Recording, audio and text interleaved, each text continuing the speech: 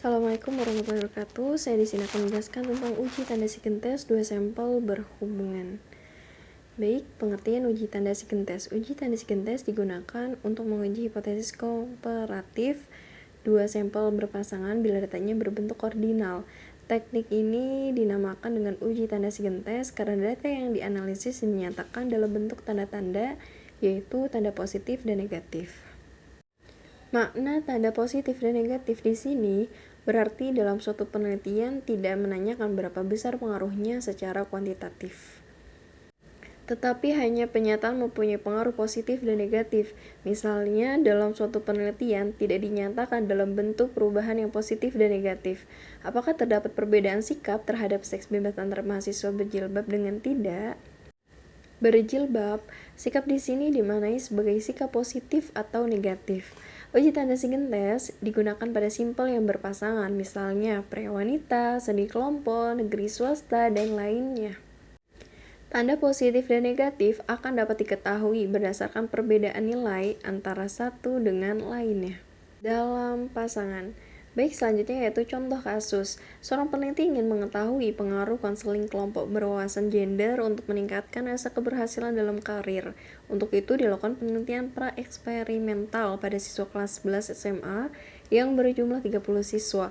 Dalam penelitian ini ingin diketahui apakah terdapat perbedaan tingkat rasa keberhasilan dalam karir antara sebelum dan sesudah diberikan konseling berwawasan gender. Adapun datanya sebagai berikut. Data A, perbedaan tingkat rasa keberhasilan dalam karir sebelum dan sesudah diberikan konseling kelompok berwawasan gender. Kita bisa lihat di situ ada sebelum menurun dan sesudahnya. Baik, berikut cara memasukkan data ke SPSS. Baik, terlebih dahulu buka SPSS-nya. Kemudian di situ ada tampilan data view dengan variable view yang ada di bawah. Kemudian di situ ada kita klik variable view dan klik di situ nama dengan menuliskan sebelum dan sesudah. Kemudian di label ditulis sebelum diberikan pelatihan ESK dan sesudah diberikan ESK seperti yang ada di gambar, dan kemudian width tetap 8, sedangkan desimal yang tertera sudah otomatis 2 diganti dengan angka 0. Kemudian di sini kita bisa melihat ada sebelum dan sesudah. Kita masukkan data yang ada di tabel yang telah kita ketahui tadi, data sebelum dan sesudahnya.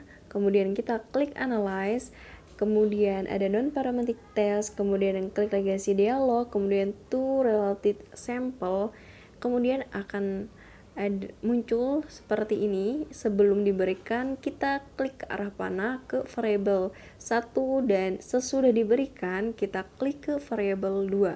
Kemudian checklist yang sigen, kemudian klik OK. Kemudian akan ada tampilan seperti ini, yaitu hasil output data yang telah kita masukkan tadi. Kemudian cara untuk meng-save atau menyimpan file, kita klik file kemudian save dan akan ada tampilan seperti ini. Ya, file nama kita cantumkan apa saja nama yang akan kita namai file tersebut, kemudian klik save, nanti data akan tersimpan. Kemudian interpretasi output SPSS yaitu pertama, berdasarkan pada tabel frequencies, terlihat bahwa 30 data terdapat 0 data dengan perbedaan negatif, terdapat 27 data dengan perbedaan positif.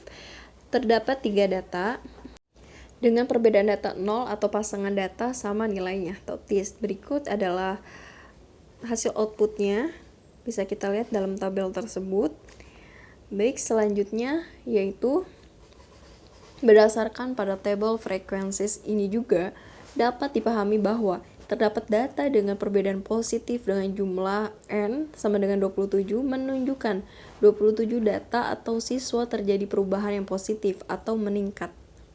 Rasa keberhasilan dalam studi setelah diberikan konseling berwawasan gender, di mana setelah diberikan kelompok jumlah siswa yang meningkat rasa kelompok jumlah siswa yang meningkat rasa keberhasilan dalam studi lebih besar daripada sebelum diberikan konseling kelompok berwawasan gender. Kemudian berdasarkan hasil analisis uji tanda psikotes diperoleh Z hitung sebesar minus 5,004, berarti Z hitung lebih besar daripada Z tabel. Minus 5,004 lebih besar daripada 1,96. Maka H0 ditolak dan HA diterima. Artinya terdapat perbedaan rasa keberhasilan dalam karir antara sebelum dan sesudah diberikan konseling kelompok berwawasan gender. Selanjutnya bisa kita lihat di sini ada sebuah gambar untuk mempermudah di mana kedudukan Z hitung dan Z tabel, maka perlu dibuat gambar sebagai berikut. Nah, dalam gambar terlihat bahwa ternyata harga Z hitung berada di dalam daerah penerimaan H0 di mana Z hitung lebih besar daripada Z tabel, min 0,504 lebih kecil daripada 1,96. Kemudian, hipotesis H0 tidak terdapat perbedaan rasa keberhasilan dalam karir antara sebelum dan sesudah diberikan konseling kelompok berwawasan gender, dan HA terdapat perbedaan rasa keberhasilan dalam karir antara sebelum dan sesudah diberikan konseling kelompok berwawasan gender. Oke, selanjutnya yaitu dengan membandingkan taraf signifikansi p-value dengan galatnya. Jika signifikansi lebih dari 0,05 maka H0 diterima. Jika signifikansi kurang lebih dari 0,05 maka HO ditolak.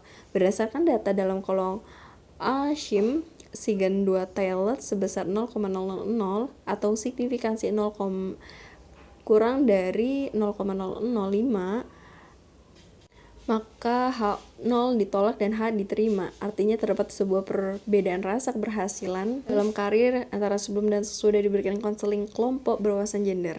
Selanjutnya, berdasarkan data tersebut di atas, maka dapat dilakukan pengujian hipotesis dengan dua cara sebagai berikut. Yang pertama A, dengan cara membandingkan nilai Z hitung dengan Z tabel. Pengujiannya yaitu jika Z hitung lebih besar daripada Z tabel maka HO ditolak. Sedangkan Z hitung kurang dari Z tabel maka HO diterima. Z tabel dihitung pada tabel Z dengan alfa sama dengan 5% dan uji 2 sisi 5% dibagi 2 menjadi 2,5%, maka luas kurva normal adalah 50% dikurang 25% sama dengan 47,5% atau 0,475. Karena uji 2 sisi, maka pada tabel Z untuk luas 0,475 maka didapat nilai Z tabel 1,96.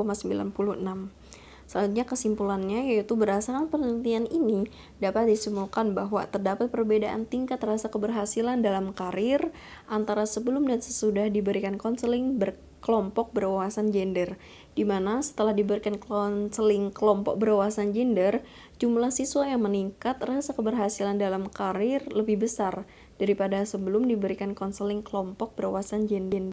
Artinya, konseling kelompok berwawasan gender berpengaruh dalam meningkatkan rasa keberhasilan dalam karir. Sekian dan terima kasih. Mohon jika ada kesalahan mohon dikoreksi. Wassalamualaikum warahmatullahi wabarakatuh.